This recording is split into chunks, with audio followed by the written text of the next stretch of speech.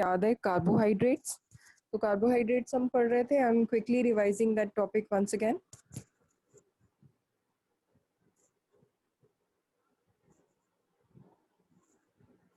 Okay.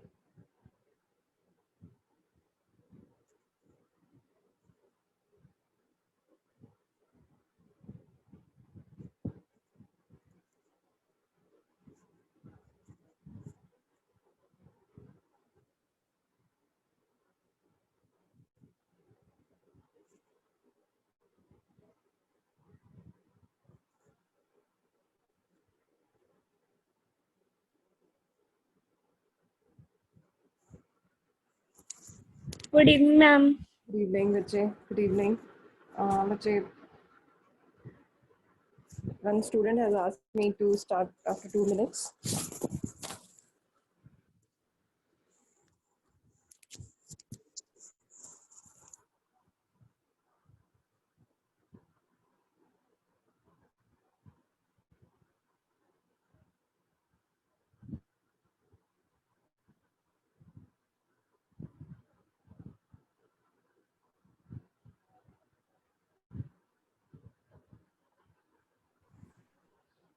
Okay. तो last class जिसने भी ज्वाइन की थी सभी को याद होगा, हमने कार्बोहाइड्रेट्स का स्ट्रक्चर पढ़ा था। कार्बोहाइड्रेट्स हाइड्रेट्स ऑफ कार्बन, और उनको पॉलीसेकेराइड बोला जाता है। सेकेराइड वर्ड मैंने आप लोगों को बताया था। शुगर केन का साइंटिफिक नेम है सैक्रोम ऑफिसिनेरम, इसीलिए हम बोलते हैं जो मीठी चीज़ होगी उसको बोलेंगे सेकेराइड्स। तो सेकेराइड्स जो हैं वो बने होते हैं ग्लूकोज के, और ग्लूकोज के molecules. Okay, yes, Malika, we have just now started with the topics that we have done in the last class. तो आप लोगों को मैंने बताया था कि जो पॉलीसेकेराइड्स हैं they are joined together by a bond which is known as glycosidic bond. Glycosidic bond is a bond form between कोई ऐसा स्टूडेंट जो लास्ट क्लास में एब्सेंट था, just raise your hand. Ansh, I have already forwarded the video. I hope you have seen that video. Ansh Raj. Ansh, am I audible, बच्चे? Okay. Yes, ma'am. Okay, got it. So, बच्चों अब देखो दो जो है, Yes.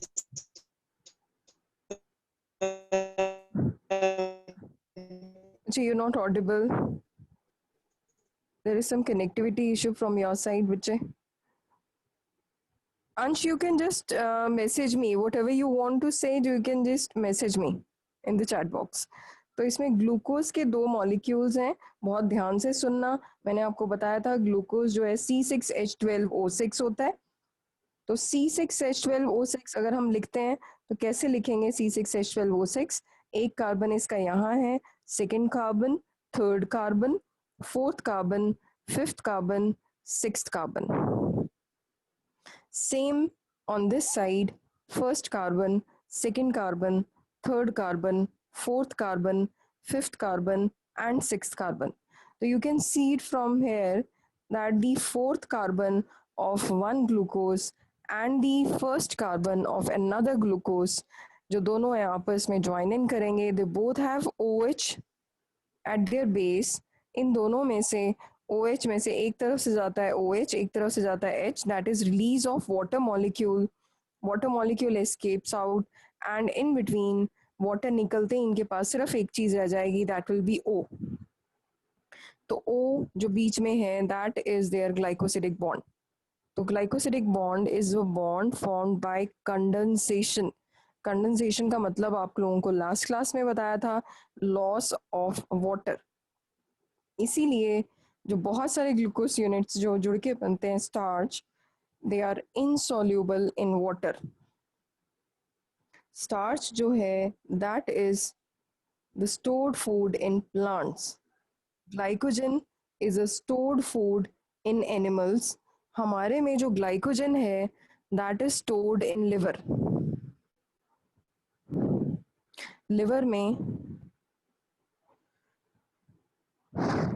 Glycogen जाके store होता है। अभी जो आपने ये स्ट्रक्चर देखा, this is the structure of starch और लास्ट टाइम हम लोगों ने ये फिर से पढ़ा था, it is made up of amylose and amylopectin, amylose and amylopectin. This is the structure of starch.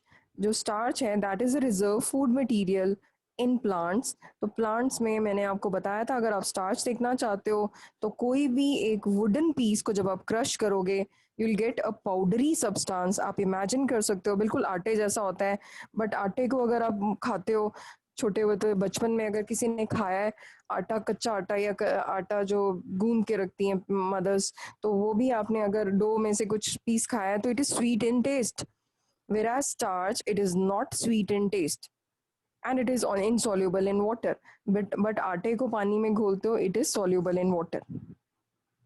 तो स्टार्च जो है that is made up of amylose and amylopectin, और हमने ये स्ट्रक्चर्स भी डिस्कस किए थे. I have shared the picture in the group. तो अमाइलोज का स्ट्रक्चर एक स्ट्रेट चेन थी ग्लूकोज यूनिट की, बहुत सारे ग्लूकोज यूनिट जुड़े हुए थे जो हेलिकली कॉइल्ड थे, और अमाइलोपेक्टिन था. यस मैम वो पेपर में भी ऐसे ही बनाने आएंगे मतलब? yes, it is given in NCERT Raza. yes actually मैं जितना अच्छे से आप करोगे, जब आप पढ़ रहे हो तो अगर डिटेल में अगर आप पढ़ लोगे चैप्टर्स को तो ज़्यादा इजी हो जाएगा MCQs पॉइंट ऑफ व्यू से. तो अब धीरे धीरे बच्चे as syllabus has cut short down, so I will try कि रिवीजन हो अच्छे से. तो I will start from, I have already started from chapter 2 only. Chapter 1 आपके सिलेबस से डिलीट हो चुका है. इस संडे की क्लास किसी ने मिस नहीं करनी. It is mandatory for everyone to attend all the Sundays classes because I'll be repeating everything. ठीक है. तो अमाइलोपेक्टिन चैप्टर एनसीईआरटी में से रीड करने में बड़ा डिफिकल्ट है. ये वाला चैप्टर पॉसिबल ही नहीं बेटे, तभी मैंने ना मैं बहुत आराम से करवा रही हूँ. जो मैं आपको लिखवा रही हूँ ना सीरत, जो आप लिख रहे हो बस वही लर्न कर लो, वही समझ लो. I will send the PDF file of the MCQs also. आज I will try to send the MCQs. तो आप लोग भी ट्राई करो MCQs, ठीक है, फिर आपको आइडिया होगा. क्योंकि NCERT में बहुत हैफिजड वे में है, कहीं पे प्रोटीन लिखा हुआ है, कहीं पे उसका स्ट्रक्चर बना हुआ है, कहीं पे कार्बोहाइड्रेट है, कहीं पे स्ट्रक्चर है. तो हाँ बोलो. यस मैम जो एक्स्ट्रा बुक्स हम जब पढ़ते हैं तो उसमें इतना सारा दे दो, हमें सारा लर्न करना पड़ता है. मुझे देखो, मैं ना आपको बताऊं, एक स्टेप वाइज प्रोसेस होता है. देखो जैसे आपने सबसे पहला स्टेप होता है टॉपिक को समझो. ठीक है, टॉपिक को समझना वो आप तभी, अगर जैसे suppose you are in a class, mute yourself बेटे. जैसे आप क्लास में हो तो आपने टॉपिक को समझा, फिर आपने ट्राई किया नोट से पढ़ने के लिए, नोट से समझ आया, फिर आपने स्टेप अप किया, अपने NCERT से फॉलो किया, NCERT से फॉलो किया, then you can extend up to higher any book. I have try to compile these notes from different books. तो आपके लिए ऑलरेडी 4-5 बुक्स कवर हो चुकी हैं. ठीक है, जिस बुक में अच्छा टॉपिक है तो I have try to take that topic from that book only. Okay, so अच्छा अभी देखो इसमें अमाइलोज और अमाइलोपेक्टिन. अब अमाइलोपेक्टिन अगर आपने ध्यान दिया है तो ये तो ब्रांच था, क्योंकि ऐसे अगर आप टॉप पे अगर ये स्ट्रक्चर देख रहे हो अमाइलोज का, ये तो स्ट्रेट चेन बनती जाएगी. और स्ट्रेट चेन को अगर हम हेलिकली कोइल्ड भी कर सकते हैं स्ट्रेट चेन को, लेकिन ये स्टार्च का ये अमाइलोपेक्टिन कैसे बना होगा, तो I am going to tell you कि अमाइलोपेक्टिन या फिर ग्लाइकोजन कैसे बना होगा. तो अब आप बड़े ध्यान से सुनोगे. look on this screen. I'm telling you this chapter is very tough. Don't worry about this chapter because हम लोग फिर से रिवाइज करेंगे, 10 बार इस चैप्टर को करेंगे. आपने सिर्फ मुझे बताना है कि आपकी बायो में ये प्रॉब्लम है. It is my headache. Then मैंने आपको सारी चीजें जो है सब कुछ कवर अप करवाना है, but please do not miss your classes. Bio जिसको हम सबसे इजी मानते हैं, सबसे टफ सब्जेक्ट है, जिसपे सबसे कम टाइम देते हैं, सबसे ज्यादा देना चाहिए, क्योंकि it includes botany and zoology. सबने ये नीट में पढ़ लिया है कि नीट के लिए सबसे इम्पोर्टेंट सब्जेक्ट है. और जिसका बायो स्ट्रॉन्ग है वो मेडिकल सीट के लिए आराम से आगे प्रिपेयर कर सकता है. लेकिन जिसका सबसे, और बच्चों को ये लगता है सबसे इजी है, इट इज नॉट. ये चैप्टर पे मास्टरी करना, डिफरेंट चैप्टर्स के लर्निंग करना, इट्स वेरी डिफिकल्ट. अब देखो इसमें 2 ग्लूकोज मॉलिक्यूल्स फिर से जुड़ गए. दोनों किससे जुड़े थे, एक का फर्स्ट एक का फोर्थ. तो इसका फोर्थ कार्बन था, इसका फर्स्ट कार्बन, तो और इसमें बीच में लग गया था O. तो ये लिंकेज कौन सी मैंने बताई थी, अल्फा 1,4, अगर आपको याद हो। अल्फा 1,4 क्यों बोला गया, अल्फा मीन्स ओरिएंटेशन होती है। अल्फा का मतलब क्या था, ध्यान से देखो, ये सारे कार्बन, 6 कार्बन जब हमने लगाए थे, 6 कार्बन, तो हमने ओ एच सब के राइट हैंड साइड पे लगाए थे। CH2OH, CH2OH, CHOH, sorry, CHOH, CHOH, तो सबके राइट हैंड लगाए थे। जिनके राइट हैंड होते हैं वो अल्फा होते हैं, जिनके लेफ्ट हैंड होते हैं वो बीटा होते हैं। तो आई थिंक आपको समझ आ गया होगा कि जब हम ग्लूकोज का स्ट्रक्चर जब हमने बनाया था, जब मैंने स्ट्रेट चेन स्ट्रक्चर बनाया था रितिका, तब मैंने आपको बताया था कि कार्बन, जब हम स्ट्रेट चेन देखेंगे तो वो स्ट्रेट चेन में 6 कार्बन ऐसे अटैच्ड होंगे, याद है रितिका? और ऊपर वाले पे CH2OH है, लास्ट वाले पे CH2OH है, बाकी सब में CHOH, CHOH, CHOH। तो ये आपका 6 कार्बन स्ट्रक्चर आ गया, CH2OH। This is your glucose. तो इन सब में OH आपको दिख रहा है राइट हैंड साइड पे, that is why it is alpha. तो अल्फा 1,4 लिंकेज है ये। लेकिन अब आपके पास ब्रांच चेन बनानी है आपने, तो ब्रांच चेन में क्या होता है, sometimes this glucose joins to this 6th carbon, 4th के बाद ये 5th आता है, 5th के बाद ये 6th कार्बन है। तो कई बार क्या होता है, ध्यान से देखना आप लोग, इसका ये फर्स्ट कार्बन है और दूसरे का 6th carbon, this is your 6th।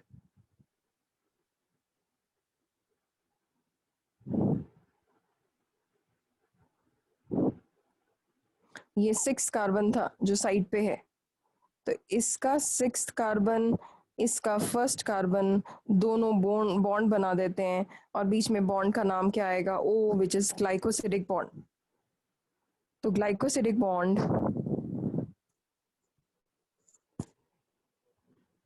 when it is formed between first carbon of one sugar and 6th carbon of another sugar, then it is known as alpha 1,6 linkage, alpha 1,6 linkage।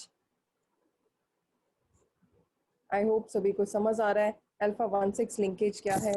एक तो था alpha 1,4, alpha 1,4 में आपस में alpha first carbon of one chain, 4th carbon of another, लेकिन अगर alpha 1 और 6 आ जाए,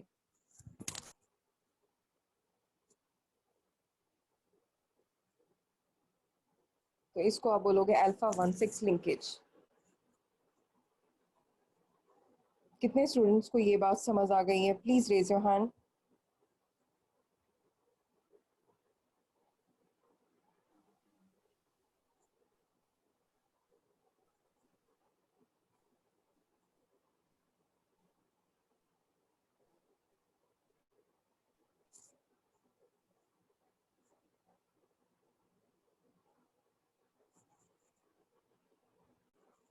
Okay, yes, Ansh, okay, you have a message.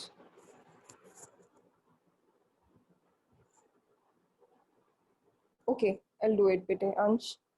अच्छा देखो, इसमें मैंने आपको बताया, जब ग्लूकोज का स्ट्रक्चर में आप नॉर्मली पढ़ रहे थे कि फर्स्ट कार्बन एक शुगर का और 4th कार्बन एक शुगर का, दोनों आपस में ज्वाइन कर रहे हैं और फॉर्म कर रहे हैं अल्फा 1,4 लिंकेज। बीच में वाटर निकल जाता है और ओ रह जाता है, this is what is glycosidic bond between alpha 1,4। लेकिन अगर आप ध्यान दो इसमें अंश, दिस इज द 6 कार्बन। अगर ये 6 कार्बन किसी और ग्लूकोज के साथ ज्वाइन कर ले, और वो ग्लूकोज का, I am making it in small size, इसका फर्स्ट कार्बन और इसका 6 कार्बन आपस में ज्वाइन कर लें और बीच में ओ रह जाए, इसमें से OH निकल गया, इसमें से H निकल गया, तो बीच ओ रह जाएगा, तो ऐसे बॉन्ड को नाम देंगे अल्फा 1,6। और ये साइड पे रह जाएगा, देखो ये चेन ऐसे चल रही थी, इसमें चेन ऐसे चल रही थी, ये साइड पे निकल आया। This is how branches are form, this is, ये जो ब्रांचेज हैं, जो साइड ब्रांचेज हैं, it is because of this alpha 1,6 linkage. तो alpha 1,6 linkage is because of this bond of first carbon and 6th carbon. तो I have made this in this slide. तो 6th carbon यहाँ है और first carbon इसका है, तो alpha 1,6 linkage. तो अब आप लिखोगे, राइट डाउन ग्लाइकोजन। आपने स्टार्च के बारे में लिखा था, please right down about glycogen.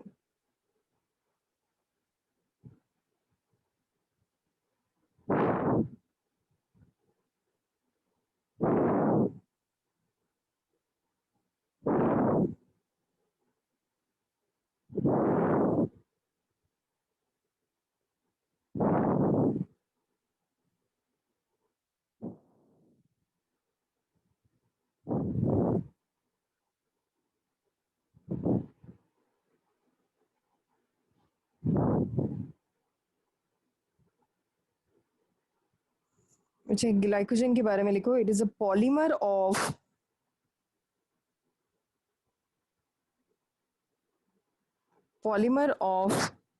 Alpha glucose. Glycogen कहाँ स्टोर होता है? ये एनीवन? ग्लाइकोजन हर्ष हमारी बॉडी लिवर लिवर लिवर में लिखो। Liver yes yes, glycogen is a polymer of alpha glucose, bracket में लिखो about 30,000।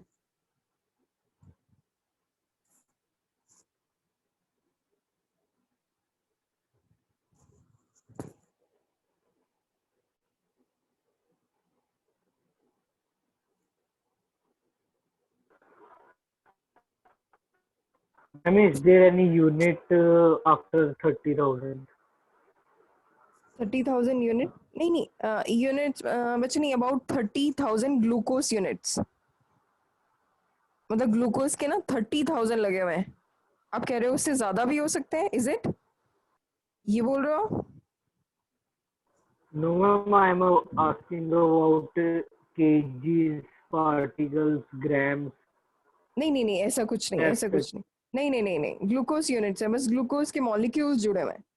30,000 glucose molecules. Ma'am, can you please Okay. repeat? Okay, it is a branched polymer of alpha D glucose units. It is a branched polymer of alpha D glucose units. Bracket में about 30,000. Next लिखोगे, it shows alpha 1,4 linkage. आपके पास screen में लिखा हुआ है alpha 1,4 linkage in straight chain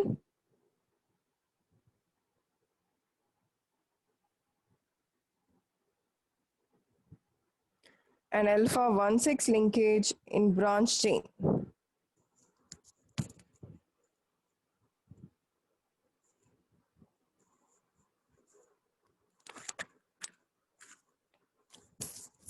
Alpha 1,4 linkage in straight chain and alpha 1,6 linkage in branched chain.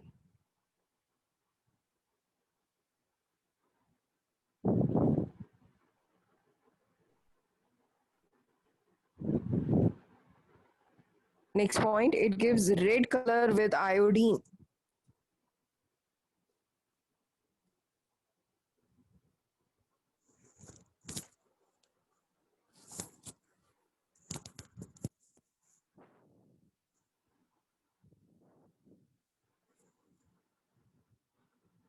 It gives red color with iodine. आप बचपन से पढ़ते आ रहे हो कि प्लांट्स को हम डाइजेस्ट नहीं कर सकते क्योंकि उसके बाहर क्या है ऐसा? Yes, anyone? Cellulose. Cellulose. Cellulose. Cellulose. But Cellulose. yes, very good. Cellulose है, लेकिन कुछ जानवर ऐसे हैं which can digest cellulose. For example, termites, दीमक. Termites, they have the bacterias in their stomach. अगर किसी ने दीमक लगते हुए देखी है या किसी ने ऐसा पार्ट देखा है, ओके, कोई है ऐसा जिसने देखा हो ऐसा दीमक? वैसे तो दिखती नहीं है वो, लेकिन ऐसा पार्ट देखा है वुड को? Yes, okay, ma'am. मुल्कित, हाँ मुल्कित ने देखा है, तनवी, ओके, बहुत बच्चों ने देखा है। तो दीमक जो है, they have a bacteria in their stomach which can digest cellulose. Even few, Cellulose digesting. yes, cellulose digesting bacteria, even the ruminants जैसे cows, goats, they can digest cellulose. तो उनके भी पेट में cellulose digesting bacteria हैं, methanogens हैं, जो cellulose को तोड़ देते हैं। बट ऐसा क्या है कि सेल्यूलोज को हम नहीं डाइजेस्ट करते when it is again made up of glucose. जब ये ग्लूकोज की बनी है तो हम क्यों नहीं डाइजेस्ट कर पा रहे? It is because of the arrangement. Yes ma'am doggy के पेट में भी डाइजेस्ट हो जाता है? सॉरी, मुझे रिपीट, मुझे बोलो। अच्छा, किसी ने अभी कुछ बोला मुझे अभी, be bit louder, and you were not audible. ये स्पीक आउट। मुल्कित आप थे?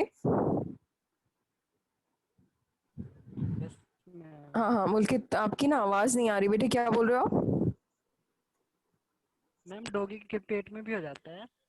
डॉग्स के नहीं, नहीं डॉग्स नहीं खा सकते बेटे, they are omnivorous, they can eat flesh. और आप उनको कभी मिल्क देते हो, ब्रेड देते हो, तो वो जनरली कैनाइंस होते हैं उनके पास, दे आर कार्निवोर्स। उनकी वैसे प्रवृत्ति जो होती है that is for eating flesh only. Okay, they have big canines. वैसे अगर आपने कभी डॉग को दूध पीते हुए देखा हो तो दे हैव ब्यूटीफुल मैकेनिज्म। दे अपनी टंग को बाहर निकालते हैं। किसने ऐसे ये देखा है इसको, ऐसे डॉग को दूध पीते हुए? Okay, beautiful. हाँ, तो मुझे डॉग जो है, जब पानी सॉरी दूध अपने अपने बिल्कुल जीभ को एक कटोरी, एक बोल की तरह बना लेते हैं, कप शेप बना लेते हैं, और फिर उसको ब्यूटीफुली पूरा इंगल्फ करते हैं। टंग से पीना एक गॉड ने उनको बहुत अच्छे से सिखाया है। सेम मैंने आपको शायद बताया था कि अगर आपको पता हो, जो टॉप कार्निवोर्स हैं जैसे लायन या टाइगर, उनकी जीभ को देखो तो जीभ पे उस पे स्पाइक्स होते हैं, बहुत बड़े बड़े कंडे होते हैं, जिसकी वजह जैसे वो जीभ से लिक करते हैं हड्डी के ऊपर तो पूरा का पूरा फ्लैश स्क्रैप आउट हो जाता है उससे, जीभ से। They do not require any kind of equipments. उनकी जो जीभ है वो ही प्रीहेंसाइल है। वो क्या करती है, वो पूरा का पूरा जो फ्लैश है एक ही बारी में सारा लिक करके ले आती है। तो God has given them special power. अब सेल्यूलोज की बात आ रही है, तो सेल्यूलोज में ऑब्वियसली अगर इसका स्ट्रक्चर डिफरेंट है तो ये होगा बीटा।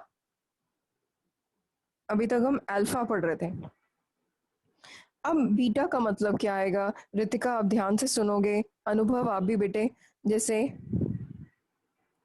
हमारे पास ये 6 कार्बन्स हैं, OH जो है अल्फा में, OH सारे राइट हैंड साइड थे, लेकिन बीटा में OH जितने भी हैं they are on the left hand side. I hope सभी को समझ आ रहा होगा। जब हमने अभी स्ट्रक्चर ड्रॉ किया था, मैंने अभी अभी बताया था, इसमें CH2OH है, इसमें H है, इसमें H है, इसमें H है, इसमें H है, इसमें CH2OH। Is this clear to everyone? Alpha ma'am और ग्लाइकोजन का ग्लाइकोजन का स्ट्रक्चर भी अभी पढ़ेंगे। ओके, ग्लाइकोजन का आपका बच्चे, ग्लाइकोजन सॉरी मैंने बता दिया आपको। ग्लाइकोजन का क्या कह रहे हो उत्कर्ष? इतना ही लिखना है जितना आपने लिखा है अभी, और हाँ लिखना हाँ है। हाँ हाँ, नहीं नहीं नहीं, उतना ही बहुत है आपके लिए। बस उसमें टॉकिंग अबाउट ग्लाइकोजन और cellulose. It is about cellulose. Glycogen में एक और चीज लिख लो, it is stored in liver and muscles. Glycogen में एक पॉइंट लिख लो, it is stored in muscles and liver. It is stored in muscles and liver and provide energy on hydrolysis.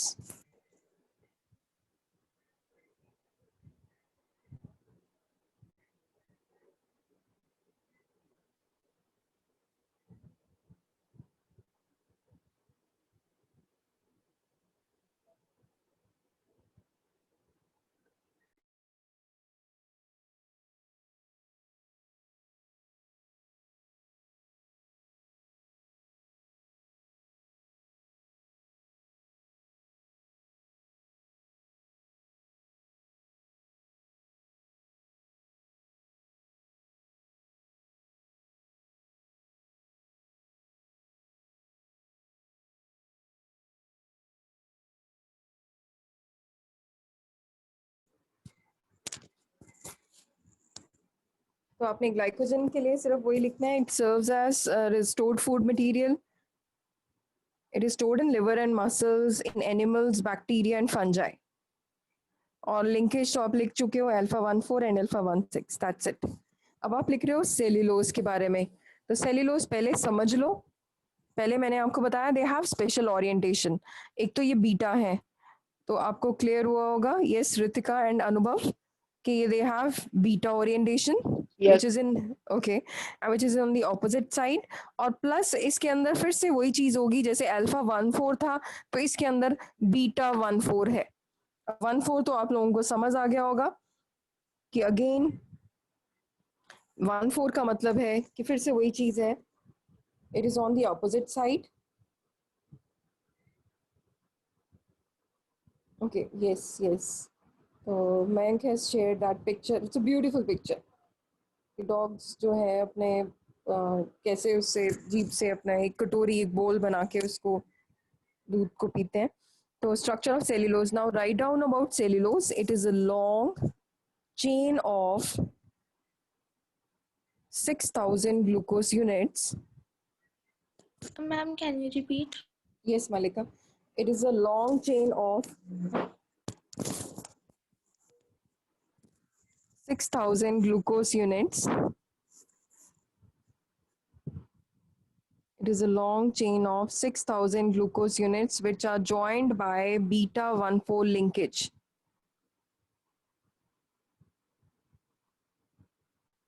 It is a long chain of about 6,000 glucose units which are joined by beta 1,4 linkage.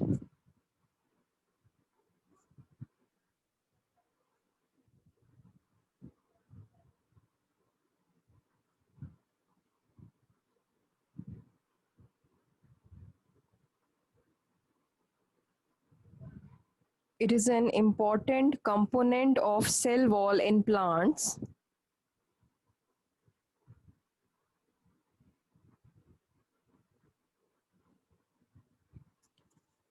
It is an important component of cellulose. It is an important component of cell wall in plants. और अगर हम बात करें cotton का fibre, cotton thread, तो उसमें 90% आपको cellulose मिलेगा। लिख सकते हो ब्रैकेट में कॉटन डैश 90% सेल्यूलोज।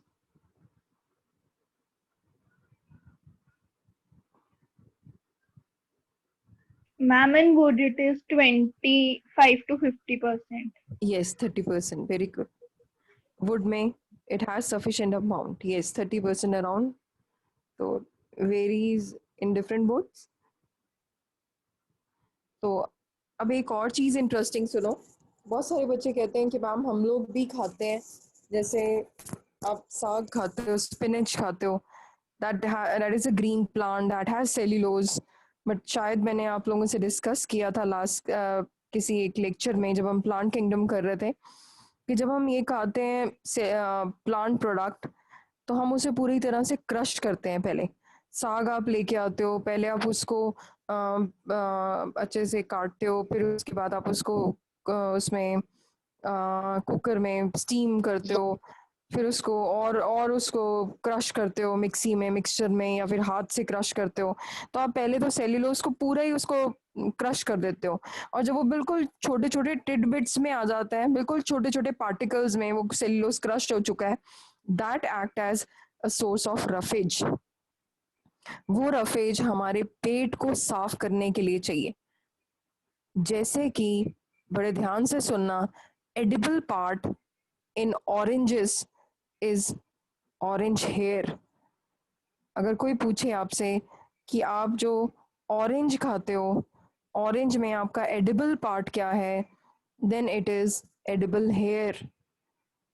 ऑरेंज के बाल खाने चाहिए। Edible part in oranges is hair. Reason white layer orange juice. Not white layer. जब आप अनुभव आपने कभी देखा है जैसे ऑरेंज को आप निकाल उसकी रिंड बाहर उसका छिलका उतारते हो, तो आप उसके बाल आते हैं बहुत सारे white colour hair thread like Yes, तो white edible white part. leaves. हाँ, तो हम क्या करते हैं, उसको एडिबल जो हेयर है वो ही एडिबल पार्ट था। क्वेश्चन ही है, नीट में आता है वो which part is edible in oranges. तो ऑरेंजेस में बच्चे बोलते हैं पल्प, उसका जूस है, या ऑरेंज के जो सीड्स भी कई बोल देते हैं, बीज तो खैर खाते ही नहीं हम, लेकिन उसमें answer is edible hair. Reason, जब आप वो बाल खाओगे तो वो आपके बॉडी के लिए नेचुरल क्लींजर्स हैं। अब इसकी कहानी मैं आपको बताती हूँ। हम जब डाइजेस्टिव सिस्टम करेंगे तो उसमें आपको आइडिया होगा कि they are so important for your body. कैसे? सपोज आप लोग जैसे हम खाते हैं देसी घी। अब सुबह आप उठे हो, मम्मा ने परांठा बनाया, उसमें आपके मम्मा ने देसी घी लगा दिया और आपने उसको खाते ही जबरदस्त नींद आ गई। May be it is a Sunday, so you can take rest also. तो अभी जैसे सब घर पे हैं, तो अब क्या हुआ, खाना खाया फिर सो गए, दोपहर को खाना खाया फिर सो गए। उससे क्या प्रॉब्लम होती है, जो हमारी बॉडी में जो घी था उसको डाइजेस्ट करना था, उसको मेटाबोलाइज करना था, हमारी बॉडी नहीं कर पाई और वो जाके स्टोर हो गया हमारी ब्लड वेसल्स में। तो ब्लड वेसल्स का साइज छोटा होना शुरू हो जाता है। जस्ट इमेजिन, ये ब्लड वेसल है, ब्लड वेसल्स के अगर साइड पे घी जमना शुरू हो जाए,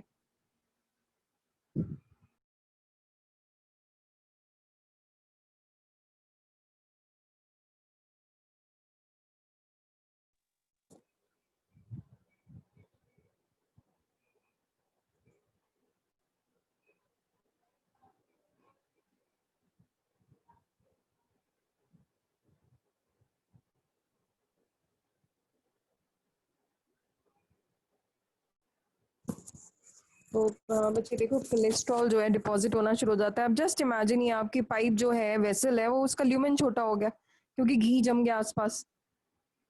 अब जैसे अगर आपने कभी भी यूटेंसिल या बर्तन कभी धोया है जिसमें घी लगा होता है, तो यू मस्ट हैव सीन उसको धोने में बहुत मुश्किल आती है।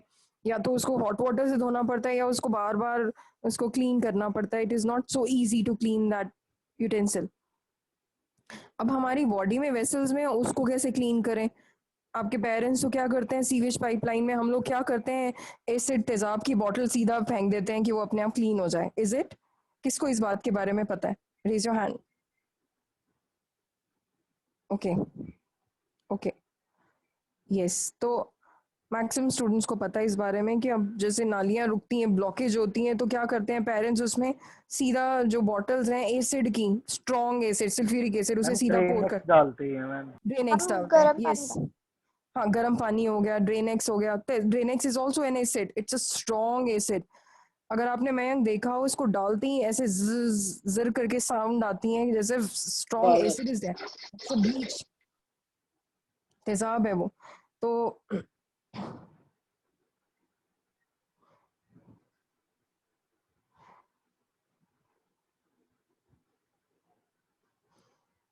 तो ऐसे स्ट्रॉन्ग को अगर आपने एसिड में वो डालते हो तो अब आपका वो क्लीन होता है। तो अब हमारी पाइप को कौन क्लीन करेगा? You can not afford to take acid. तो इसके लिए we have to have roughage. Roughage जो आप लोगों को मैंने अभी बताया कि बाल खाओगे तो वो छोटे छोटे बाल जो हैं वो फ्लश आउट करेंगे, आपकी जो साइड पे जो जमा हुआ आपका घी है उसको क्लीन करना शुरू कर देते हैं, आपकी वेसल बिल्कुल साफ हो जाएगी। तो या तो आप खा लो spinach, which is a roughage, या आप जैसे ये फाइबर्स हो गए, जितने भी बाल वाले फ्रूट्स हैं उनको आप खाओगे। They act as a source of roughage और फाइबर। इवन योर पॉरेज, जिसको हम दलिया बोलते हैं, that is also a roughage. Got it? अब देखो, हम पढ़ रहे थे, यस। अब नेक्स्ट आप लिखोगे सेल्यूलोज के बारे में importance. Ma'am right mango is down. Also roughage. No no no, mango is not, no. Ma'am beta one four it structure. Has beta here one four glucose. Ma'am. It has hair, नहीं, one of its variety has hair. Mangoes है 1500 different varieties. अब इस बार तो मेरे ख्याल से जो पिंजौर में लगता है मैंगो फेस्टिवल, उसमें 2000 अबव वेराइटीज थी। वाओ, जस्ट इमेजिन, एक ही मैंगो मैंजीफेरा की 2000 से ज्यादा स्पीशीज हैं। कोई कोई मीठा आम है, कोई तोता आम है, कोई लंगड़ा आम है, कोई अचारी आम है, सो ऑन। दुशहरी आम है, कोई बाल वाला है, कोई सो ऑन। तो ये मैंगो हेयर है तो yes, but it is not always, है ना। कई लोगों को तो बाल वाले अच्छे भी नहीं लगते मैंगोस, दांतों में फंस जाते हैं। Next, write down importance of cellulose. Ma'am yes, हम कॉटन वाला रिपीट कर दो एक बार। ओके। अच्छा, एक मिनट बच्चे, वो Harsh is calling me, just wait. Cotton वाला, कॉटन में हैज अबाउट 90% ऑफ सेल्यूलोज।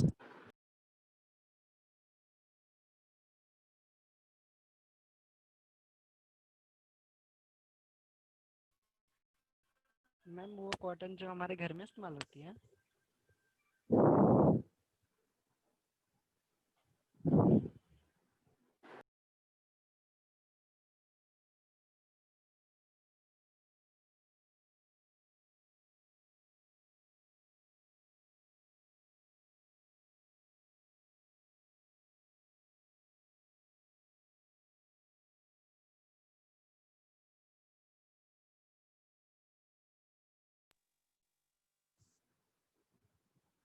तो इम्पोर्टेंस ऑफ सेल्यूलोज में लिखो।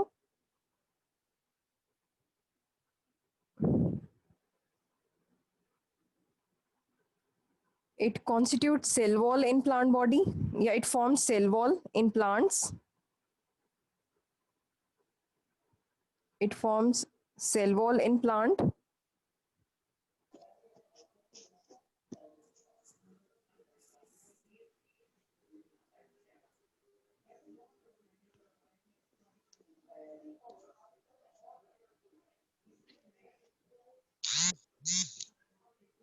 Next point.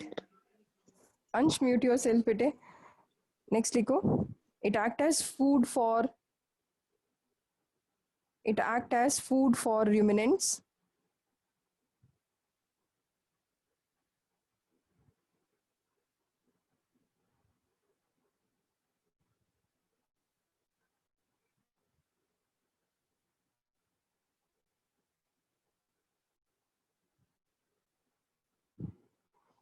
Next point. Fibers of cotton and jute. Jute fibres पता है ना, जूट के बैग्स होते हैं, जूट के फुट मैट्स होते हैं. Jute fibres of cotton and jute are used for making cloth and ropes.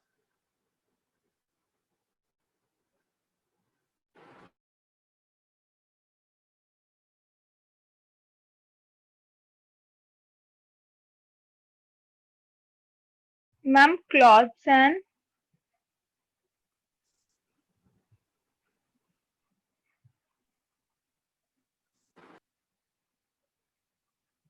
ma'am, ma'am,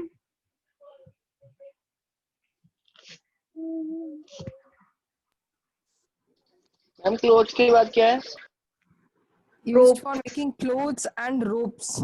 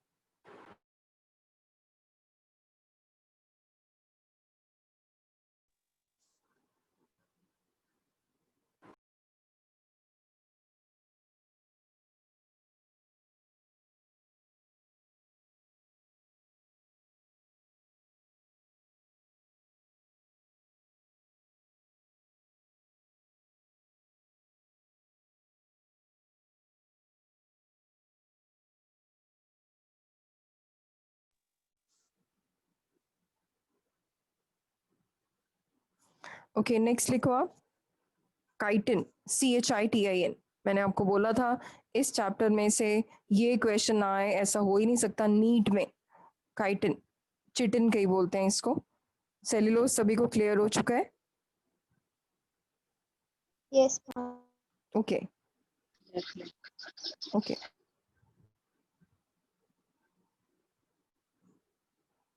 हाँ हर्ष बेटे, हमने अभी पढ़ा है cellulose. I am really sorry बच्चे, वहाँ पे ऑफिस में कुछ कनेक्टिविटी इशू था. सो मैम ने इनका मैसेज आया था मुझे कि प्रॉब्लम हो रही है ज्वाइनिंग इन में. सो सेल्यूलोज हमने किए. तो सेल्यूलोज बोलते हैं क्यों नहीं डाइजेस्ट कर सकते, क्योंकि इसमें एक लिंकेज है, अल्फा की बजाय बीटा है, बीटा 1,4 लिंकेज है. तो इसीलिए हमारे लिए डाइजेस्ट करना मुश्किल है, बीटा 1,4 लिंकेज होने की वजह से.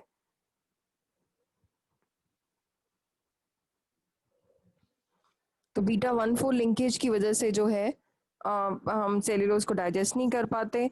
और सेल्यूलोज के इतना स्ट्रॉन्ग है कि it is used for making ropes, it is used for making clothes, it is used for making plastics. आप हैरान हो जाओगे, एक सेल्यूलोज एसीटेट करके आता है, उससे हम प्लास्टिक्स बनाते हैं, शटर्स बनाते हैं, जो ग्लासेस होते हैं।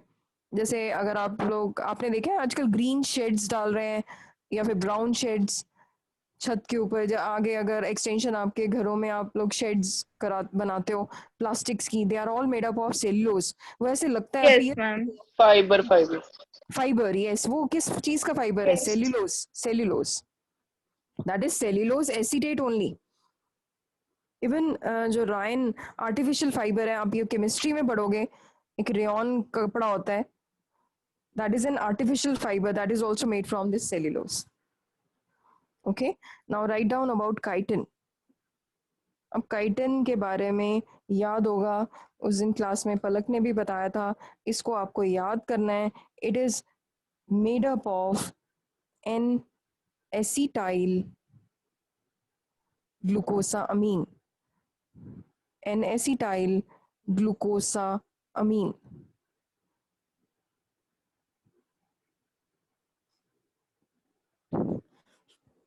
N acetyl glucosamine. एक बार क्वेश्चन आया कि फंजाई की फंगल सेल वॉल इतनी स्ट्रॉन्ग क्यों है, वो किस चीज की बनी है? Then it is made up of chitin.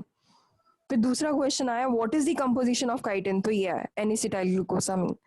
Third time question आया, कौन सी ऐसी स्पेशल सेल वॉल है which is common to kingdom fungi and kingdom plantae? तो this is the answer, chitin.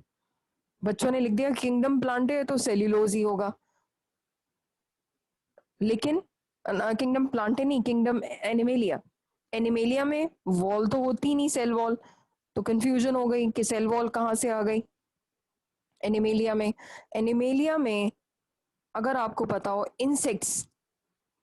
Insects मैंने आप लोगों को बताया था, अगर आप स्वीट शॉप में जाते हो वहां ट्यूब्स लगी होती हैं, वहां आपने देखा होगा इंसेक्ट अगर वो ट्यूब में फंस जाता है तो कितनी जोर से आवाज आती है। वो जो आवाज आती है इतनी जोर से, because they have cell wall which is hard, which is made up of chitin. They have a special wall, chitin, chitin बोलते हैं कई लोग इसको, but it is chitin. यही चीज सेम है फंजाई में। तो काइटिन के बारे में लिखो, it is made up of an acetyl glucosamine.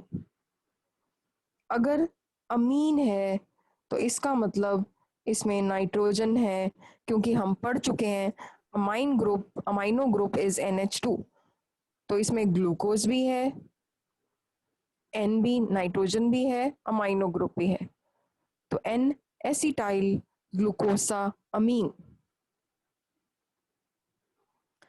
अब अगर आप काइटिन के बारे में लिखते हो, it forms the exoskeleton of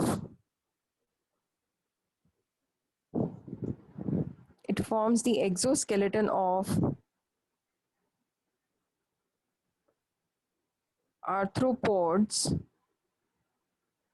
It forms the exoskeleton of arthropods and walls of fungi. भूलना ही नहीं है, ये आपको क्वेश्चन एमसीक्यूज में आएगा ही आएगा। It forms the exoskeleton, EXOSKELETON, of arthropods and walls of fungi.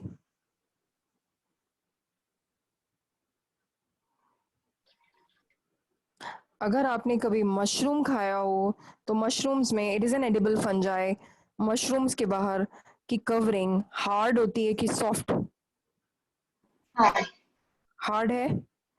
तो क्या सीरत ऐसे होता है हम खाते हैं तो दांतों में दर्द होता है? नो। तो क्या सॉफ्ट है वो? आप मशरूम्स बचे, क्या आपने सीरत बनाने से पहले, मतलब खाते हुए तो आप ग्रेवी में डाल के आपने उसे बॉईल किया तो चलो मान लिया कि वो सॉफ्ट हो गए, लेकिन उससे पहले जब वो बॉक्स में आते हैं तो आपने क्या उनको टच किया है? क्या आपने देखा है वेदर दे आर सॉफ्ट और hard? Can anyone tell me whether they are sorry hard? They are hard, okay. मतलब वो इतने पत्थर जैसे होते हैं, इज इट? सॉफ्ट होते, थोड़े थोड़े हार्ड होते। मैम सॉफ्ट होते हैं। ओके तो अगर आप लोगों के घर के आसपास कभी अभी वेजिटेबल वेंडर आएगा, उसके पास मशरूम्स का बॉक्स हो, ऐसे तो वो अलाउ नहीं करते खोलने के लिए, क्योंकि मशरूम्स बड़ी जल्दी खराब हो जाते हैं। वो एक फंगस है, उसके ऊपर और फंगस लग जाती है बड़ी जल्दी, क्योंकि आजकल बारिशों का मौसम है। तो आप उसे टच करोगे, fungi is, this mushroom is very soft and leathery. लेकिन जब इस सॉफ्ट और लेदर स्किन के ऊपर कैल्शियम आ जाता है तो ये हार्ड हो जाती है। Got it? तो लिखो, chitin is soft and leathery. अब कई बच्चे क्वेश्चंस पुट करते हैं कि मैम अभी बारिशों में फंजाई पेड़ों में लगी होती है, ये मशरूम्स लगे होते हैं, छोटे छोटे घास में लगे होते हैं, क्या हम उनको खा सकते हैं? No, most of the fungi, most of the mushrooms which are grown, they are non-edible, they are poisonous. edible fungi सिर्फ एक है, agaricus, जो आप खाते हो। कई लोगों के फेवरेट होते हैं, बिकॉज कई लोगों को अगर चिकन पसंद है तो चिकन का टेस्ट है उनके अंदर, and it is a good source of protein. तो काइटिन में लिखो, it is soft and leathery but becomes hard with the deposition of calcium.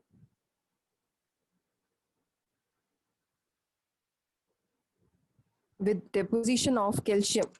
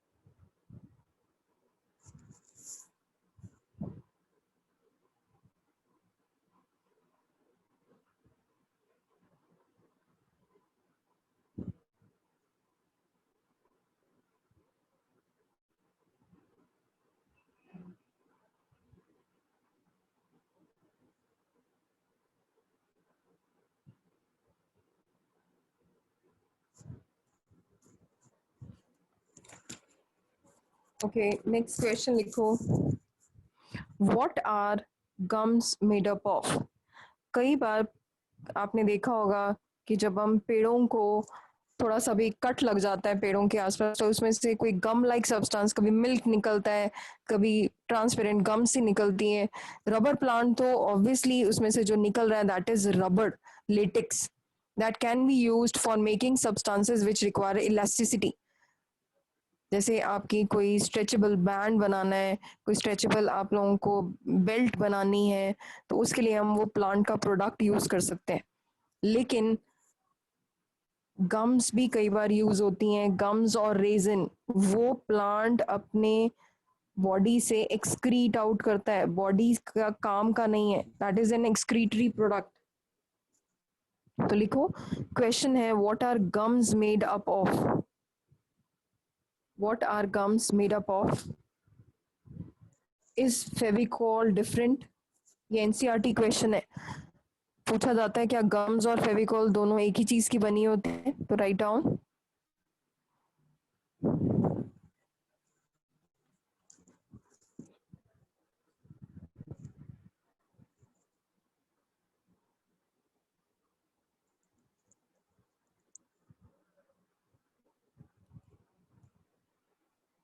अब गम्स के बारे में लिखो, it is formed naturally in plants. It is formed naturally in plants by decomposition of cellulose. It is formed naturally in plants by decomposition of cellulose.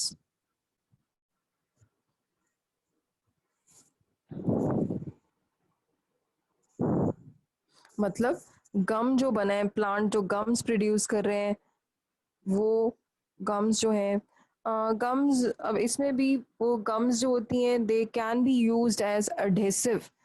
कई चीज़ें होती हैं जो एडिबल सब्सटेंसेस हैं, तो उनमें एडहेसिव्स डालने के लिए, जैसे अब कोई बर्तन बना रहे हो तो आप केमिकल या स्ट्रॉन्ग चीज़ें नहीं यूज़ कर सकते, तो उन चीज़ों को जोड़ने के लिए जो हम आर्टिफिशियल फाइबर जैसे चाइनीज जो है वो वुड से बनाते हैं, अपने वुड से, मेलामाइन से अपने बर्तन बनाते हैं।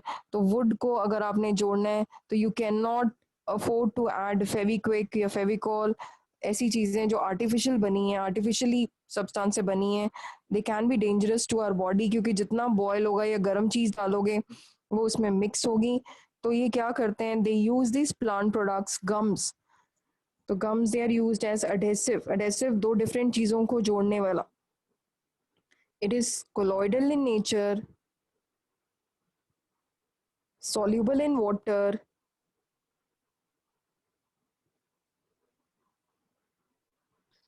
मम्मी 2 पॉइंट्स रिपीट कर दो। it is colloidal in nature, soluble in water,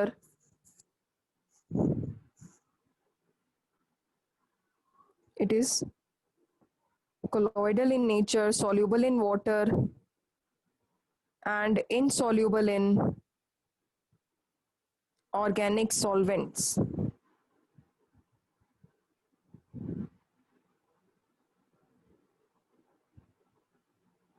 Insoluble in organic solvents. हमें गम्स के लिए Yes, gums के लिए।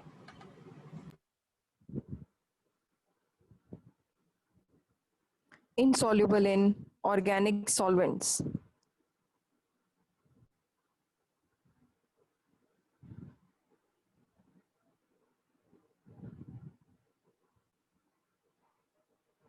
अब आप फेविकॉल के लिए लिख रहे थे, ऑर्गेनिक सॉल्वेंट जैसे होते हैं petrol, alcohol. Ma'am, can you repeat once again, please? Yes yes, बच्चे लिखो, it is colloidal in nature, COLLOIDL, colloidal in nature and soluble in water. It is colloidal in nature, soluble in water.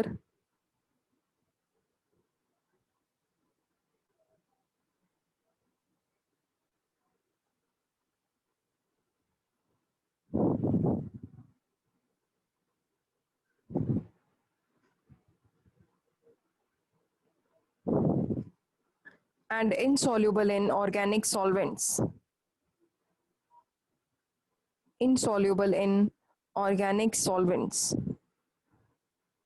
और इसमें Ishmeet, organic solvent का मतलब मैंने अभी बताया, like alcohol, diesel, petrol. मतलब गम्स को अगर आप पानी में डिसॉल्व करोगे तो पानी में घुल जाएंगी। जो प्लांट से निकली है गम्स, किसने देखी है गम्स, मिल्क ऐसे पानी निकलते हुए? Okay, almost all. लेकिन ट्रांसपेरेंट गम लाइक सब्सटेंस किसी ने देखा है पेड़ से निकल रहे? Okay, it's a beautiful, yes, okay okay Ishmeet, okay बच्चे। Now write down about Fevicol. तो एंजेलिना, याद होगा बेटे, मैंने अभी बताया था फेविकोल के बारे में आपको, कि फेविकोल के बारे में लिखो।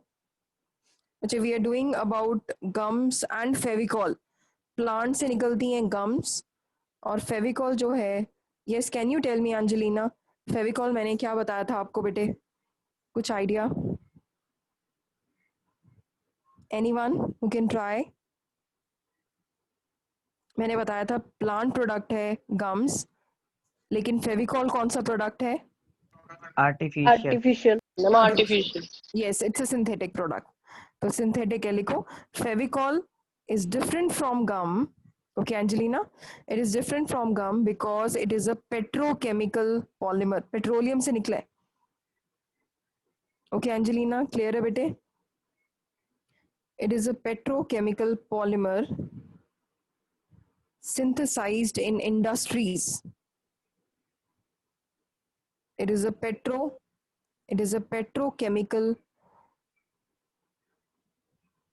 petrochemical polymer synthesized in industries.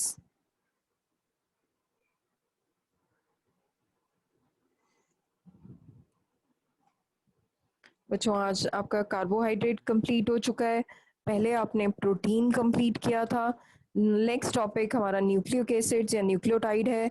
Will do in the next week, and on Sunday I am going to repeat from the second chapter, so please do not miss your classes. So it is mandatory for everyone to attend Sunday's classes. I'll send you the timings. Today is Friday. Yes, you have your class on Sunday. Am I clear to everyone? Excuse me ma'am Yes. Ma'am Yes. मुझे आज की recording लेनी थी, तो फिर ma'am से कौन सी ma'am से बात करनी पड़ेगी? मतलब हाँ, वहाँ पे नहीं इंस्टीट्यूट में बात करनी पड़ेगी? नहीं नहीं महक बच्चे, अब ना हम सारी चीजें अपलोड कर रहे हैं, तो don't worry, this lecture will come to your group, ठीक है? Will upload this Okay. In the group. हाँ, थैंक यू आ मैम। जाएगा। ओके ओके बच्चे, क्योंकि आज बहुत बच्चों का नेटवर्क इशू है, तो we are already recording this lecture. Okay bye ma'am. Okay Okay, बच्चों, thank you. Take care everyone, bye bye, Thank you, ma'am. See you on Sunday. Okay बेटे, Thank you, ma'am. Thank you, okay ma'am. Okay बच्चे, take care, bye bye.